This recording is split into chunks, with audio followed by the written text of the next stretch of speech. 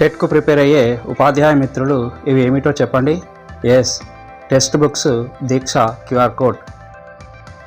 టెట్లో ఈ క్యూఆర్ కోడ్ల నుంచి చాలా ప్రశ్నలు వస్తున్నాయి.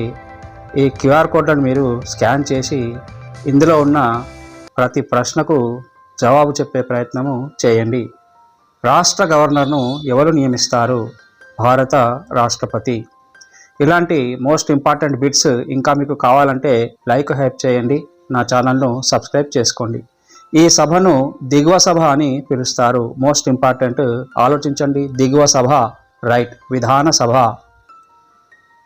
ప్రతి రాష్ట్రంలో గవర్నర్ ఒకటి లేదా రెండు సభలతో కూడిన చట్టసభలు, ఏకసభ లేదా ఉభయ సభలు కలిగి ఉన్నాయి. దిగువ సభను శాసనసభ అని అంటారు. రాష్ట్ర శాసనసభ ఇయర్లీ కనీసము ఎన్నిసార్లు సమావేశం అవ్వాలి? 2 సార్లు సమావేశము అవ్వాలి. ఎవరి ఆమోదం పొందడం ద్వారా బిల్లు చట్టంగా మారుతుంది? రాష్ట్రంలో. చెప్పండి. Very good. గవర్నర్ ఆమోదము పొందిన తర్వాత బిల్లు చట్టంగా మారుతుంది. ఇవి మోస్ట్ ఇంపార్టెంట్ ప్రశ్నలు.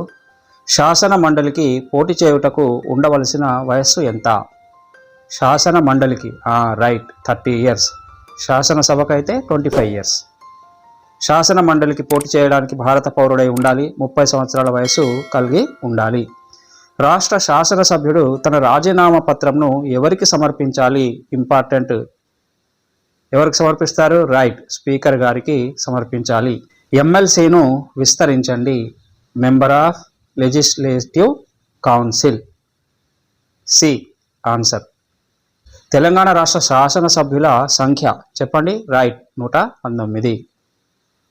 2 లేదా అంతకన్నా ఎక్కువ రాజకీయ పక్షాలు కలిసి ప్రభుత్వాన్ని ఏర్పాటు చేయడాన్ని డ్యాష్ ప్రభుత్వము అంటారు. చెప్పండి. రైట్, సంకీర్ణ ప్రభుత్వము. రాష్ట్ర శాసన మండలిలోని సభ్యుల సంఖ్య మోస్ట్ ఇంపార్టెంట్. ఇది 2024 టెట్లో అడిగారు. రైట్, 40 మంది.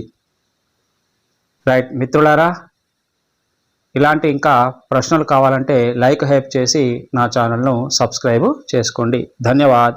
జై హింద్.